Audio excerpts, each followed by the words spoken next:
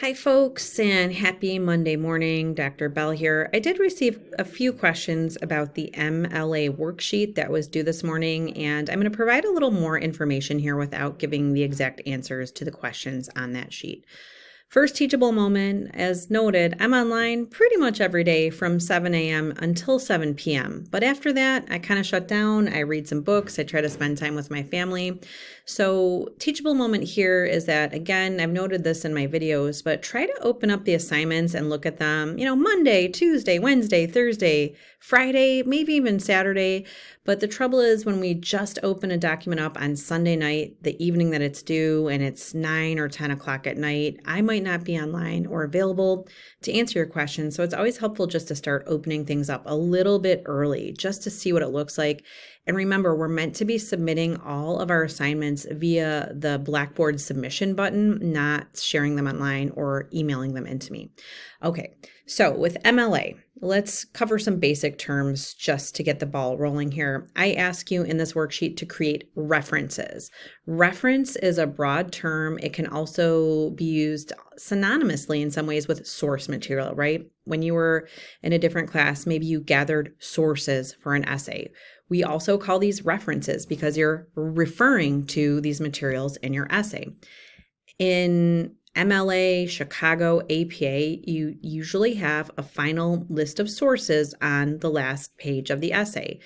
In MLA, this is called a works cited page, but in APA, this might be called a references page. So in the worksheet, I'm asking you to create references for a couple of sources. You have to actually open the worksheet though and see what information I'm giving you to create those references. I also ask you to create what are called in-text citations or in-text references. So let's talk about those first. Again, a reference or a citation is just showing us where information in your essay came from. So whether you're using a direct quote, like right here, we can tell that's a direct quote because there's a quotation mark, so we know that's word for word, or if you are paraphrasing and putting the quotation into your own words, and I can tell that's what this writer did here because there is no end quote here, we have to create a citation or a reference that has the author's last name. And if it's a source with pages, the page would go there. Okay, so that's an in-text citation or reference. Again, reference, source information, citation, these are all kind of similar words that are used in a similar way. Now, if we jog all the way to the final page, we're going to find our works cited. This is where we would create references. It's a list of sources or references for your essay, everything that you used in your essay.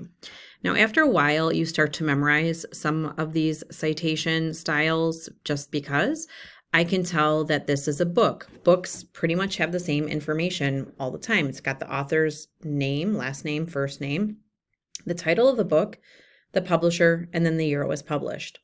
I can tell that this is also a book because it's in the same format, right?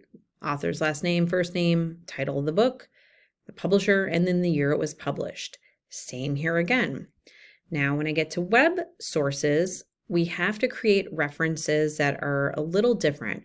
We don't just list the web address as a reference. That is not MLA format. And so a couple of the items that I provided to you on this worksheet ask you to create a reference for a website. So let's see how we could do that. So this is a web article that someone might use in an essay in a class like this. And I would never just copy and paste this web address and put that on my works cited page because that's not MLA style. There's a few more things we need to list. We have the title of this journal here. It's called Discover. We also have a title of the article, which is How Google is Making Us Smarter. I can also see that the author's name is listed here and the date that it was published. So all in all, I have a lot of information that I need to include in my reference or my citation for the works cited page. So what would I do next? I'd go back to that OWL at Purdue website and see how to set this up. So I am on that OWL Purdue webpage, and I know what I'm trying to create a reference for is an electronic source. I know it's not a book, it's electronic, it's a web article. So again, this is kind of like practicing and becoming familiar with the terms here. but this is how I might cite electronic sources, web publications. And I made a note to some of you. This can be tricky because there's different types of websites and web pages. A lot of times websites don't have an author listed, and sometimes we're just looking at the whole site. But in this case, this looks a lot like what I saw on our article, right? There's a listing for a last name, first name, title of the article, a website page or a title of the website, like Discover in our case, the date the thing was published, and then the web address, and then when we accessed it. So we can see that there's different ways, and this is where I find it to be a little bit challenging. In this case, this looks a lot like what we just saw too, but notice there must not have been a date. Okay, so this other scenario here looks a little bit closer to what we have seen on that article that we're trying to build a reference for. The other note here is some folks said, well, I know I'm not supposed to use a citation generator for this class. I don't mind if you use a citation generator, if that helps you kind of like get a good idea of like the basics of citing the source, creating a reference for your Works Cited page.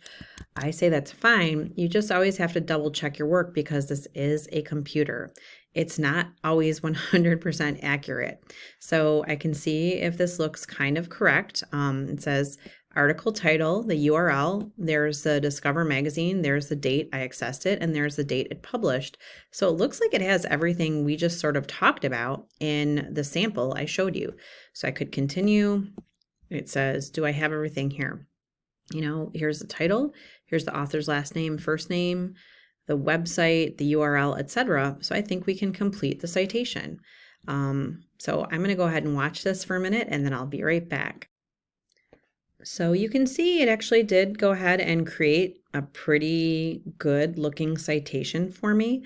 This looks pretty similar to what I noticed. My only thing was I don't know that I need Discover magazine twice. So again, I would compare this to what I see in the examples, and I think I could get rid of at least one of these Discover magazines. That being said, you can see that I have in fact been using this for a project I'm working on right now, because I think it's just helpful sometimes to gather the sources this way. The other neat thing about this particular citation generator is I can copy the citation, or I can also create an in-text citation. So that's kind of neat. So those are just some of the terms and language that refer to MLA. When we're talking about references, maybe you haven't always heard that term, but I'm just referring to citations or source usage. These are all kind of terms that are relatively similar that I'm going to be using in the same way. So I hope that's helpful. That's just an example. Again, you know, I'm not going to give you exactly how to do the problems on the sheet, but hopefully this helps.